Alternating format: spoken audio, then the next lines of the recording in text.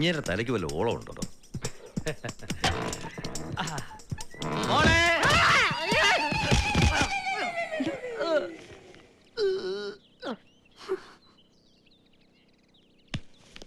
അല്ല തമ്പുരാന് ഇത് ഏതായി മുറ?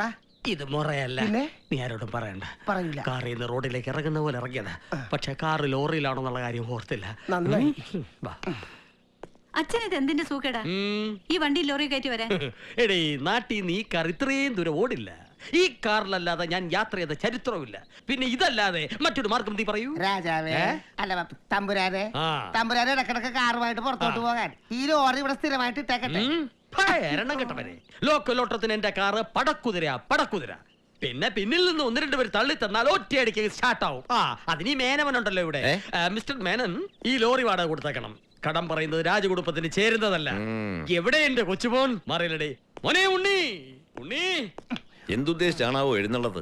മനുഷ്യന്റെ മനസമാധാനം കളയാനായിട്ട്. മോനെ. എന്താ അച്ഛാ? എവിടെയാടി എന്റെ കൊച്ചുമോൻ? കൊച്ചി രാജാവായിരുന്നു, അവനിപ്പോ ചെന്നൈ രാജാവായോടി. നോക്കി ഞാൻ അവൻ എന്തൊക്കെയാ കൊണ്ടുവന്നിരിക്കുന്നത്. പെട്ടി അങ്ങോട്ട് വെക്കടാ. എന്തോ ഇത്? നീ കാണ്. കണ്ടോ? അയ്യോ, എല്ലാം നിത്യോപയോഗ സാധനങ്ങളാണ്. പേനാക്കത്തി മുതൽ പഴയ പോർച്ചുഗീസ് ഗറില്ലകൾ ഉപയോഗിക്കുന്ന പോർച്ചക്കത്തി വരെ ഉണ്ട്. അരിവാൾ കാറിലുണ്ട്. രാജാവ് പറഞ്ഞിട്ട് ഞാൻ മ്യൂസിയത്തിൽ അടിച്ചു മാറ്റിയതാണ്.